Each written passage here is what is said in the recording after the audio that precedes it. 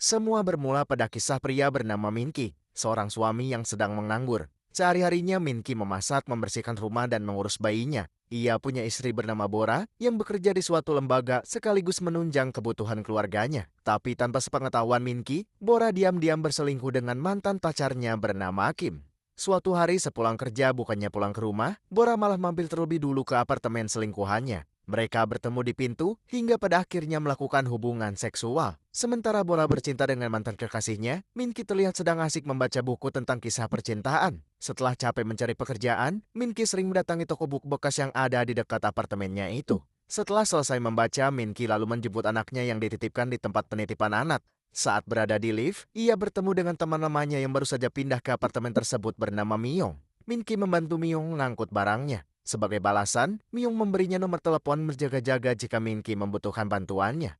Lalu saat berada di rumah, bayinya tiba-tiba rewel. Minki lalu bergegas memberikannya susu karena istrinya belum kunjung pulang. Namun terdapat semut di dalam susu formula itu. Tak ingin bayinya kenapa-napa, ia mengganti susu itu dengan stok lainnya. Di sisi lain, Bora masih bersenang-senang dengan selingkuhannya serta saling memotret satu sama lain. Bahkan foto-foto kebersamaan mereka tersimpan banyak di suatu album, menandakan bahwa perselingkuhannya bersama Kim sudah terjalin cukup lama. Bahkan saat melihat foto-foto itu, Bora menemukan sebuah cincin, yang dimana kala itu hubungan mereka sudah sampai tahap bertunangan. Bora lalu memakainya dan terlihat cocok, membuat Kim yang melihatnya merasa bahagia. Kemudian Kim mengantar Bora ke apartemennya menggunakan mobilnya Bora. Lalu Kim memberi duplikat kunci apartemennya yang disatukan ke dalam kunci mobilnya Bora, agar Bora bisa datang ke rumahnya meski saat Kim tidak ada di rumah. Kemudian di dalam apartemen, Minki terbangun oleh tangisan bayinya di tengah malam. Bora nampak sudah pulang namun ia malah merokok di dalam toilet, sehingga Minki lah yang menenangkan bayinya. Lalu saat pagi hari, Bora mulai memerankan perannya sebagai seorang ibu yang mengurus bayinya. Suaranya terdengar serak sehingga Minki bertanya kemana saja Bora pergi sampai pulang larut malam, di mana Bora beralasan bahwa ia pergi karaoke bersama teman-temannya, tanpa mengetahui bahwa suara seraknya tersebut karena Bora berteriak keenakan saat berhubungan bersama Kim. 밤샘 뭐 했는데 목소리가 그래? 학원 투자 문제를 접대까지 하다 보니까 Singkat cerita, setelah mengantar anaknya ke tempat penitipan, Minki lalu mencari pekerjaan. Namun beberapa kali ia melamar, semua perusahaan yang ia datangi tak kunjung menerimanya. Merasa lelah, ia pun kembali ke toko buku bekas untuk membaca. Selesai membaca, seperti biasa Minki pergi berbelanja kebutuhan rumah, sementara istrinya sibuk berbelanja pakaian di sebuah mall. Namun yang lebih parahnya lagi, ia memberi pakaian bukan untuk suaminya, melainkan hadiah untuk selingkuhannya. Bora dan Kim bahkan sudah janjian di mall tersebut. Namun Bora memutuskan untuk tidak menemuinya karena takut pulang telat, terlebih ia tak ingin suaminya kembali curiga. Bora kemudian pulang, sementara Kim menunggunya sampai larut malam. Singkat cerita, Bora pulang sambil menjemput putrinya. Telepon rumah kemudian berdering, namun ketika Minki mengangkatnya, tiba-tiba sambungannya diputus. Menandakan bahwa telepon tersebut tak lain dari Kim yang masih menunggu Bora di mall. Tak terlalu mempedulikannya, Minki lalu membereskan beberapa pekerjaan rumah, seperti menyiapkan makan malam dan mencuci pakaian keluarganya, hingga saat ia beristirahat dengan menonton sebuah sinetron, telepon rumah kembali berdering. Minki mengangkatnya namun tidak berbicara karena fokus nonton, sementara Kim juga tidak berani bicara duluan karena takut suami Bora yang menjawab. Bora lalu memarahi Minki karena malah bersantai sementara bayinya menangis dan Bora sedang menunggu telepon dari kantornya. Padahal Minki hanya ingin beristirahat, mengingat semua pekerjaan rumah sudah ia selesaikan. Tak sampai di situ, omelan istrinya bahkan semakin menjadi-jadi hingga mengungkit tentang masalah nafkah, bahkan merendahkan kodrat Minki sebagai kepala keluarga. 당신이 쉬는 건 이해하는데 무슨 말 좀 해봐.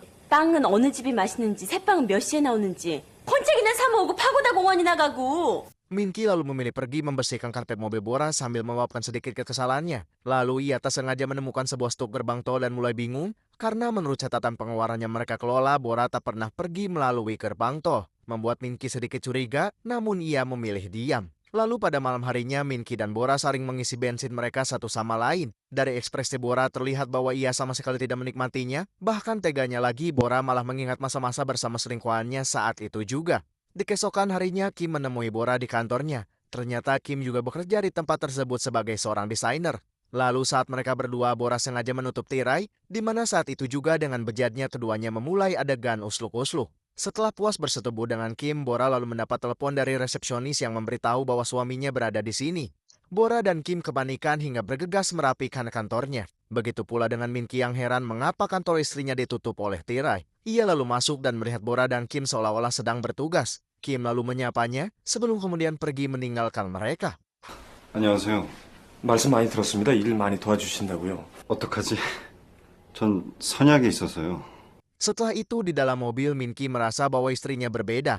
Ia bahkan kebingungan dan bertanya mengapa Bora melepas sepatu di kantornya tadi. Si Bora yang dan menjawab lalu mengganti topik pembicaraan, membuat Minky sedikit kesal hingga fokusnya hilang hampir menabrak pejalan kaki. Atas kejadian itu, Minky berniat pergi ke bengkel kecil untuk mengganti rem mobil agar lebih murah jika dibandingkan bengkel resmi.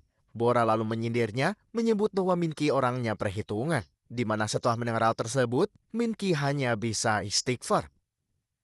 Setelah itu, Bora turun di depan apartemen mereka. Sementara Minky pergi untuk membeli berkas-berkas lamaran kerja. Namun bukannya pulang ke rumah, si Bora sengaja naik taksi dan pergi ke apartemen selingkuhannya. Dirasa tak cukup setelah apa yang mereka lakukan di kantor tadi, kali ini Bora sengaja merayu Kim agar mau berhubungan intim dengannya. Di mana setelah Kim melihat cincin tunangannya dipakai di jari Bora, keduanya pun kembali melakukan adegan panas. Di sisi lain, Minky menyadari terdapat sebuah kunci apartemen yang menyatu dengan kunci mobil istrinya. Kunci itu tak lain pemberian Kim agar Bora bisa datang kapan saja ke apartemennya. Dan dari sinilah kecurigaan Minky semakin kuat terhadap pengkhianatan istrinya. Minky lalu pulang dan mendapati istrinya tidak ada di rumah. Ia sempat berpikir positif bahwa sikap istrinya semakin hari semakin beda mungkin karena dirinya pengangguran. Untuk itu Minky membuat lamaran kerja sebanyak-banyaknya dan berniat lebih giat lagi dalam mencari pekerjaan. Namun sekuat apapun ia berpikir positif, insting seorang suami terhadap pengkhianatan istrinya semakin bertambah. Untuk itu, Minky mengkalkulasikan beberapa hal yang ganjal, seperti sub gerbang tol yang ia temukan, sebuah kunci apartemen yang tiba-tiba menyatu dengan kunci mobil istrinya, berduaan dengan Kim tanpa menggunakan sepatu di kantornya, serta jarak tempuh pada odometer mobil yang tidak sesuai dengan catatan pengeluaran, menandakan bahwa istrinya sering menempuh perjalanan yang jauh. Minky lalu berspekulasi bahwa Bora memiliki hubungan dengan Kim. Untuk itu, demi memastikan kecurigaannya tersebut, keesokan harinya Minky pergi menaiki bus menuju apartemen Kim saat Bora dan Kim bekerja. Melalui sebuah logo apartemen dan nomor kamar yang terdapat pada kunci yang mencurigakan tersebut, pada akhirnya Minky berhasil tiba di apartemen Kim. Ia lalu memasukkan kunci dan terkejut ketika mengetahui bahwa kunci tersebut rupanya cocok. Minky lalu menghela nafas untuk mengumpulkan kekuatan sebelum masuk ke dalam. Perlahan Minky memasuki rumah tersebut. Terlihat sebuah kasur yang masih berantakan, serta beberapa tisu yang berserakan. Namun kecurigaannya ternyata benar. Ia menemukan beberapa foto kebersamaan istrinya bersama Kim, baik foto biasa maupun foto-foto yang vulgar. Tak hanya itu, rasa sakit di hatinya kian mendalam ketika melihat sebuah album di atas kasur yang menunjukkan kebersamaan mereka baru-baru ini, hingga pada puncaknya ia menemukan foto Kim bersama bayinya. Menjadi jelas bahwa perselingkuhan istrinya bersama Kim sudah terjalin sebelum mereka menikah, bahkan lebih bejatnya hubungan mereka masih terjalin sampai saat ini. Mengetahui hal itu, Minky sangat amat terpukul. Membuat perasaannya depresi, kecewa, kesal, dan campur aduk. Namun ia tak bisa berbuat apa-apa selain merasa gagal menjadi kepala rumah tangga, sebab ia tidak bisa memberi nafkah pada istri dan anaknya. Bahkan ketika berada di apartemennya, Bora kerap bertanya kepada Minky, namun Minky hanya bisa terdiam. Satu hal yang diucapkan Minky adalah bertanya apakah sekarang Bora bahagia dengan kehidupannya, di mana si Bora menjawab dengan menyuruh Minky untuk segera makan. Dirasa hatinya semakin kacau setiap Minky berada di dekat Bora, ia pun menemui bayinya yang sedang tertidur. Menggenggam tangan mungilnya yang lembut, karena hanya bersama bayinya lah luka Minky bisa terobati. Keesokan harinya Minky pergi ke toko buku bekas. Namun, kali ini ia membaca buku-buku tentang misteri kejahatan. Pulang ke rumah, Minky mendapati istrinya sudah bersiap untuk pergi bekerja. Meski Bora sempat berpamitan, Minky tahu bahwa istrinya akan pergi berselingkuh dengan Kim sehingga ia tidak perlu menjawabnya. Benar saja, Bora dan Kim terlihat sedang berkencan di sebuah pantai. Bahkan ketika pulang ke apartemen Kim, mereka lagi-lagi saling bertukar syahwat. Setelah itu, Bora pergi ke kamar mandi, tempat di mana ia melihat tumpukan perlengkapan bayi. Bora yang kebingungan menanyakan hal tersebut pada Kim. Lalu Kim menjelaskan bahwa ia menginginkan hubungan yang lebih serius sampai memiliki anak dari Bora. Kim menyebut bahwa ia tidak ingin diperlakukan seperti pria simpanan Bora yang hanya Bora pakai untuk enak-enak saja. Untuk itu, Kim sengaja membeli perlengkapan bayi, setidaknya sebagai bukti keseriusannya kepada Bora. Namun hal itu justru membuat Bora kesal dan marah pada Kim. Bora bilang bahwa cintanya memang tulus, namun keputusan Kim yang mendadak dan sepihak itu dianggapnya terlalu egois, di mana menurut Bora hubungan tanpa status lebih baik daripada serius. Punya suami yang setia si Boranya kagak afdol, giliran selingkuhan ngajak serius malah dianggap konyol. Benar-benar menggambarkan sebuah definisi wanita tertolol, di mana setelah itu Bora yang kesal tiba-tiba pergi begitu saja. Bahkan saking kesalnya ia tak sengaja menabrak mobil seseorang di jalan.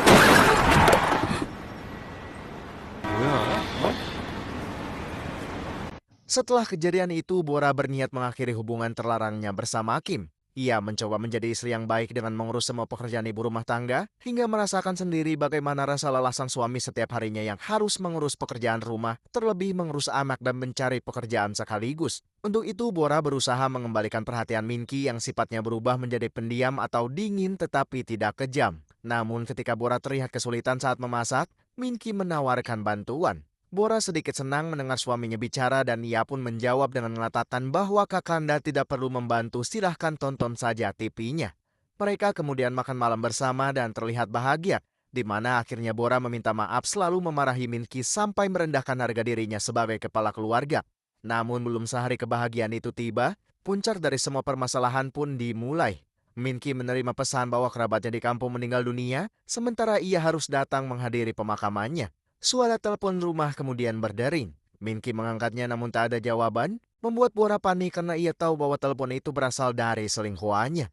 Karena Minki harus menghadiri pemakaman kerabatnya di kampung, ia lalu meminjam kunci mobil Bora untuk pergi ke bengkel terlebih dahulu, mengingat Bora tak sengaja menabrak seseorang pengemudi di jalan. Lalu setelah Minki pergi menuju bengkel, Kim kembali menelpon Bora, mengatakan bahwa Kim tidak terima jika Bora membuangnya begitu saja. Awalnya Bora marah-marah karena Kim seenaknya menelponnya. Namun ketika Kim nekat akan mendatangi apartemennya, membuat perasaan Bora menjadi bimbang. Bora memiliki dua pilihan, mengusir Kim dan menjadi istri yang baik, atau pergi menemui Kim dan kembali mengkhianati suaminya. Singkat cerita, Kim yang nekat nyatanya sudah berada di depan pintu apartemen Bora. Lalu Bora yang takut suaminya keburu pulang, mengatakan agar Kim menunggu di sebuah kafe yang berada di dekat apartemennya. Bayi mungil juga terlihat masih terjaga, membuat Bora kebingungan bagaimana menghadapi masalah ini. Ia lalu berusaha mengeong bayinya agar cepat terlelap, namun sayang bayi mungil tersebut tak kunjung tertidur. Kesal, Bora lalu nekat melakukan hal biadab. Ia mencari-cari pil tidur dan menuangkan beberapa obat ke dalam mangkuk sebelum kemudian memecahnya menjadi beberapa bagian. Lalu ia memasukkan obat tersebut, dicampur dengan susu formula yang dimasukkan secara tergesa-gesa. Sang bayi kecil hanya bisa menatap ibunya dengan penuh harap. Bahkan saat susu tersebut diminumnya, tangan lembutnya beberapa kali menggapai muka sang ibu seolah menyeratkan agar jangan pergi meninggalkanku sendirian. Maaf nak, nyatanya ibumu lebih mengutamakan selingkuhannya. Kau pun harus tertidur sendirian tanpa seorang pun menemanimu.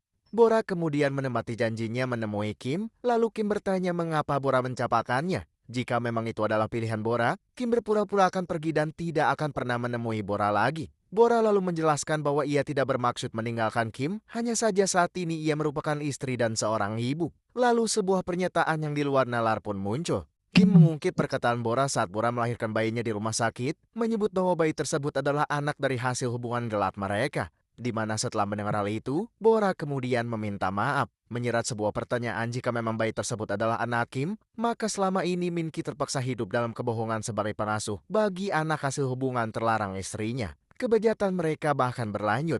Keduanya mulai bermesraan, bahkan sampai mabuk-mabukan. Di sisi lain, Minki merasakan firasat yang buruk. Ia lalu segera pulang ke rumah, hanya untuk mendapati bahwa istrinya sudah tiada. Ia lalu melihat botol itu dipenuhi oleh semut. Berasa ada yang tidak beres, Minki segera memeriksa bayinya. Betapa kagetnya Minki mengetahui bayinya demam tinggi dan tak sadarkan diri. Ia lalu bergegas membawanya ke rumah sakit.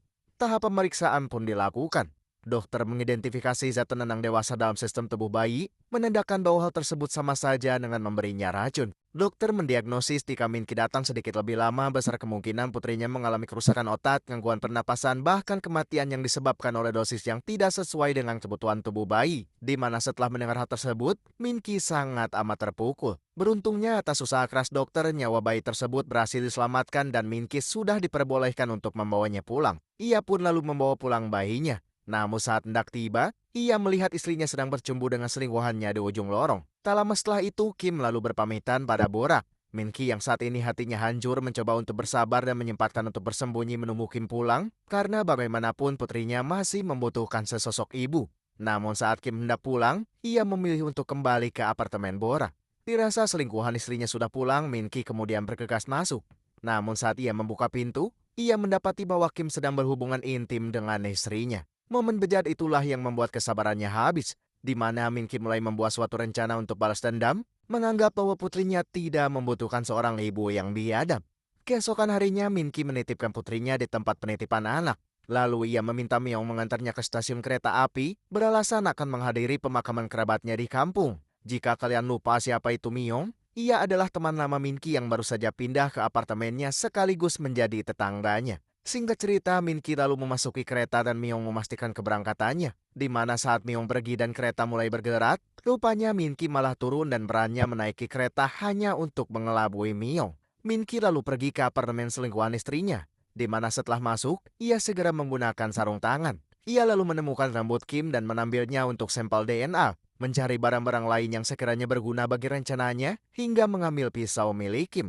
Entah apa yang akan dilakukan Minki, yang pasti ia terlihat sangat percaya diri. Kemudian pada sore hari, Bora pulang ke apartemennya setelah selesai bekerja. Ia sedikit bingung karena lampu rumah belum dinyalakan, menandakan bahwa suami dan bayinya belum pulang. Tak terlalu memperdulikannya, Bora kemudian pergi ke ruang make up.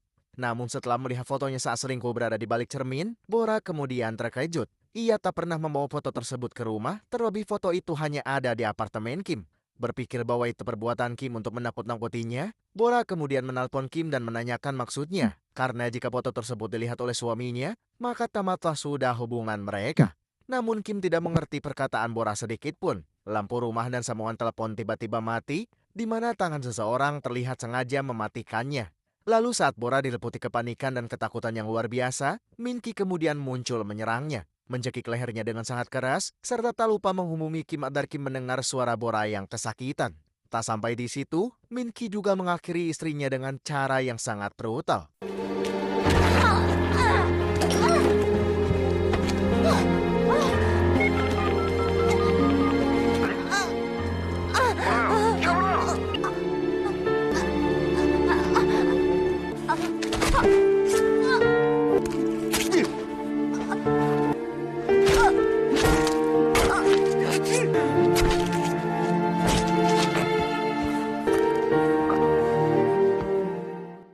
Setelah itu, Minki menyimpan rambut Kim di dekat jasad istrinya. Ia juga membawa kain yang dipenuhi dengan darah Bora, sebelum kemudian mengunci rumah sambil menghapus sidik jarinya di kunci tersebut.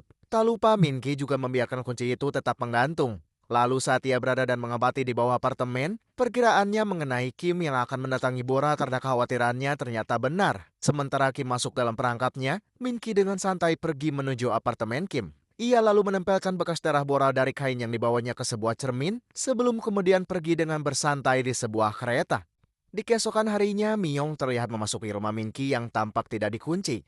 Entah apa tujuan yang sebenarnya, yang jelas Myong terlihat mencari-cari perlengkapan bayi. Ia lalu membuka kamar Bora dan terkejut melihat Bora sudah tewas bersimpah darah. Di mana setelah melihat kejadian itu, siang harinya kepolisian memenuhi apartemen tersebut untuk melakukan serangkaian investigasi. Di waktu bersamaan, Minki mulai memainkan perannya sebagai suami yang cemas serta gelisah mendengar istrinya sudah tewas. Di balik aktingnya yang terlihat natural itu, membuat para tetangga dan kepolisian seolah percaya dan menenangkannya. Sementara di dalam, para kepolisian menemukan barang bukti berupa cincin yang dilepas secara paksa, sidik jari pada sebuah kunci, hingga rambut Kim yang mereka temukan di samping jasad Bora. Tak hanya itu, sebagian polisi juga menyelidiki apartemen Kim hingga menemukan bekas darah yang samar di cermin kamar mandinya.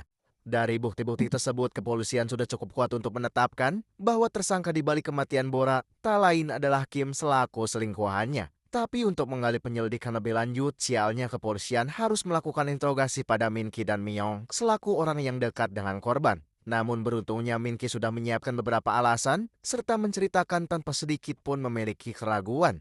Minki lalu menjelaskan bahwa kemarin ia mengantar bayinya ke tempat penitipan anak, lalu pergi ke kampung untuk melayat kerabatnya menggunakan kereta, sekaligus disaksikan oleh Myong. Kepergian Minki terbukti valid melalui tiket kereta, terlebih Myong juga mengkonfirmasi hal tersebut. Sementara alasan Myong masuk rumah Minki hingga menemukan jasad Bora, hal itu terjadi karena Minki menelponnya dan meminta bantuan untuk membawa perlengkapan bayi ke tempat penitipan anak. Karena saat Minki melihat Kim dan istrinya bersetubuh, mereka langsung pergi tanpa membawa perlengkapan bayi sedikit pun.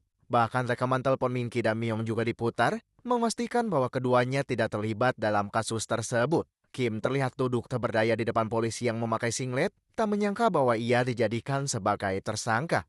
Meski ia berusaha membantah semua tuduhan, pada akhirnya dengan segala bukti yang terkumpul, membuatnya dijebloskan ke sel tahanan. 묵비권이 당신한테 더 불리할 수 있다는 거 알고 뭘 봐, 이 씨발놈아. 씨발.